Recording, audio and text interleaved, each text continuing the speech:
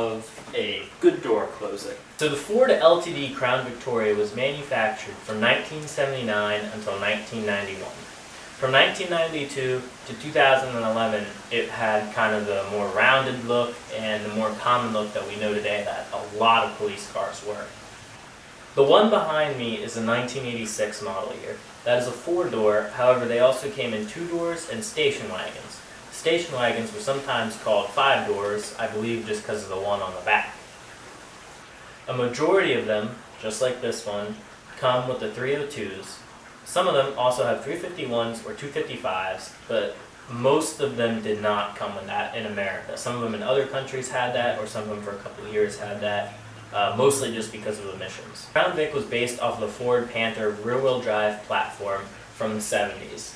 Although, this is 1,000 pounds lighter and also 18 inches shorter. Initially, these sold in a single trim level, but they came out with the LX versions, which pretty much just had power options and the bench seat that had the armrest in the middle. There was also an S version, which would have been like kind of vinyl everything, while this has carpet. Ford sold 356,000 of these cars the first year that they made them. Until 1991, they were at about 1.9 million cars. So almost 2 million cars they made over the 12-year span. They made the boxy style. Now I know you can just go on to Wikipedia and search up most of this stuff, so I'm not going to bore you with any more. I'm going to show you this specific car, give you a little bit of an overview on it. So I bought it off of the original owner. I don't have a very big reason on why I bought it. It's just really cool. I like cars that aren't rusty. This thing really doesn't have a speck of rust on it, especially where we're at. They use salt on the roads, things get rusty, and you can't do anything. I had this car up on a lift. It looks awesome underneath, so let's just get right into that. So while this is a late 80s car, in my opinion, I think it retains a lot of values from certain big sedans of the 70s. One thing this does have is fuel injection. So electronic fuel injection, EFI. So this is the 5-liter engine in the 302. Same engine that they used in the Mustangs, however, I think they were just tuned a little bit differently. So here is what we are looking at. Nothing pretty. The only thing that stands out is that 5-liter emblem right there. Bone stock. Alright, so as you guys heard me mention earlier, this car is 18 inches shorter than the car that it was based on. It fits in this garage right here. So I have some shelves up against the wall right here, and dirt bikes on one side, more shelves on the other. It actually fits in this spot right here. It's just kind of temporary because I didn't feel like keeping it outside. Along with that, the back seats kind of lackluster. Now when you think about, old and big cars, you think about roomy. You almost hit your head every time you get in right here. I mean, my seat's fairly far back, and it's not like I have miles of room. I have enough, but the back seats, I mean, it's no better than, a car. Like a newer, small car. A lot of that has to do with the fact that the fuel tank is actually behind the rear seats. It's not underneath it. What that does mean is that the trunk space is absolutely massive. So around this whole car, the only real cosmetic things that I notice is some wear and tear kind of in the door jamb area. But that's pretty much the worst spot on the car right there. This was garage kept every day of its life, and it has 130,000 miles on the clock. Obviously this only has 5 digits. I was informed that it rolled over once, which I believe. You have an actual clock in the middle. You do have AC and heat. Cassette player. You can adjust the bass and the treble.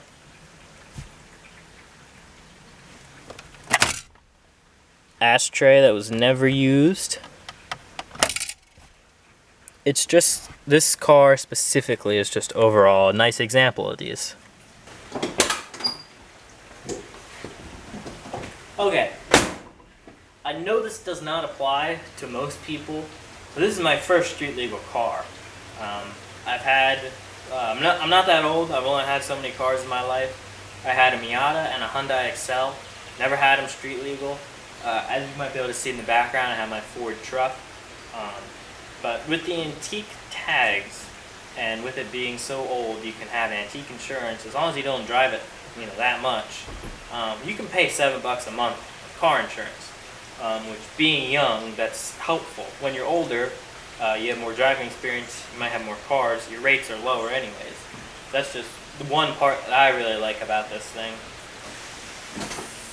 Car's on, the wipers are on, but they're not working. Let me show you this. One fatal flaw of this car and modern day parts is that they don't fit. The person before me installed these wipers and they don't clear over that piece of trim on the hood. Okay, so in case you guys wanted to see proof, here are the rocker panels, like here's underneath of it.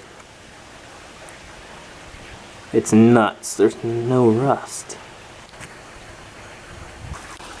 So here is a view from the back, but let's go to a time where it's not raining outside.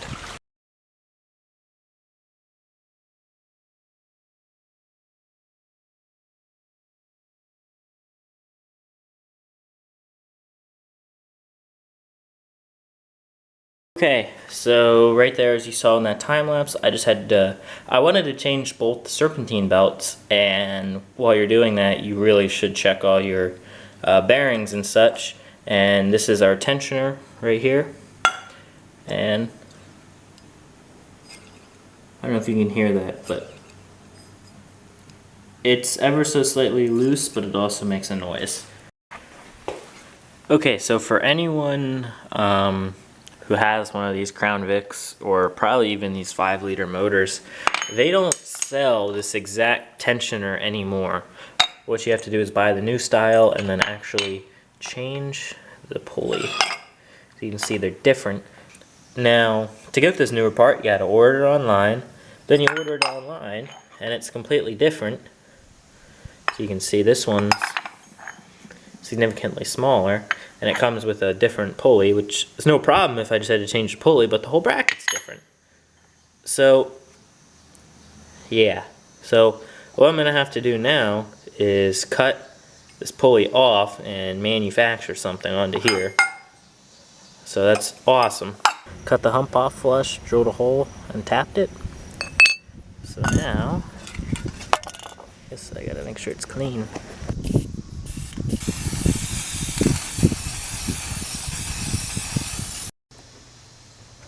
Okay, so the bracket was painted, and what I did was buy a new idler pulley from the store, and I used the bolt and the little spacer from that bracket and pulley that I bought that didn't work. Okay, so while it still doesn't sound great like a brand new car, the belt squeal is pretty much diminished. I'm sure you remember at the beginning of this video just how annoying it was. Especially when it first started up, it made the worst squeak.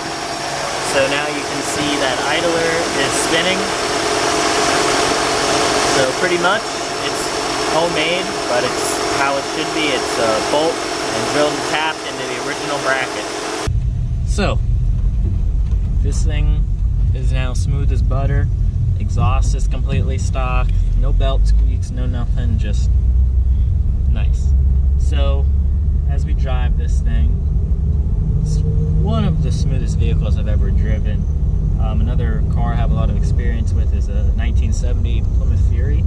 This thing's smoother than that. And then if you go just 5 years, the newer Fords or any newer car, they're smooth. They're just not this smooth.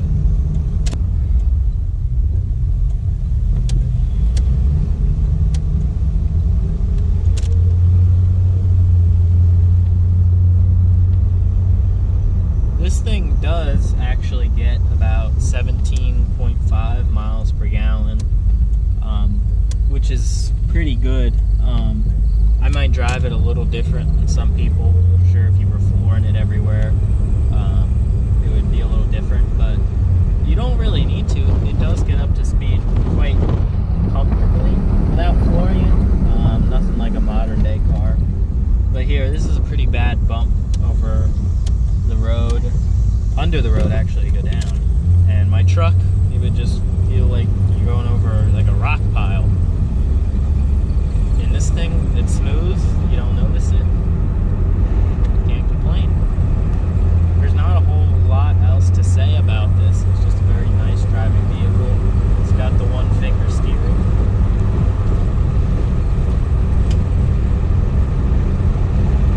Now this is really dependent on how nice the condition the vehicle is in. But this thing actually stops nice, it stops straight.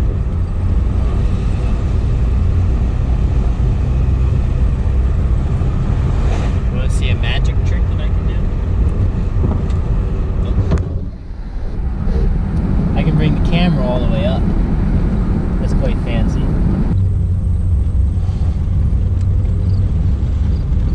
This thing has the relay for the turn signals, so each time you turn a turn signal on, it's a legitimate turn signal sound, not just a fake speaker like modern day cars. So if you guys were looking at buying one of these, if the price is right, I would 100% recommend it. I don't think it'd be worth going out of your way to spend more than like $5 or $6 grand on one of these, just because they're really not worth a lot. Now one like this, if you can find it, with no rust, no nothing, unmolested, like how this one is, I think, yeah, it's worth that. They're just, these are very affordable classic cars. If you can find one, I'd recommend one just because it's very easy to get into, you know, antique car. It's nice to be able to get compliments. I get a couple compliments everywhere I go with this thing. It's nice to be able to do that, to have antique car insurance, go to car shows, you know, not bring a 2020 or something to a car show, bring something cool that you don't see. In the month I've had this, I've only ever seen one other one on the road. That one was white, which looked cool. I didn't like it as much, but... And if you listen closely,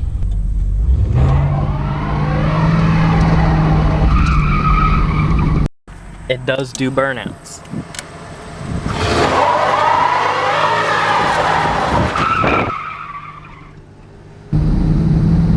Yeah, double camera.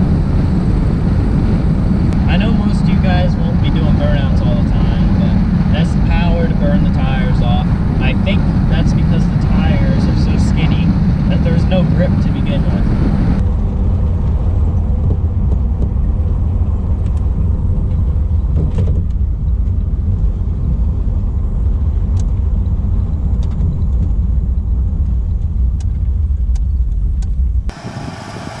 Okay, so that's going to be the end of this video. All that I wanted to do was a brief overview on this car that I have because I just think it's kind of cool and unique. Please be sure to subscribe and watch more of my videos.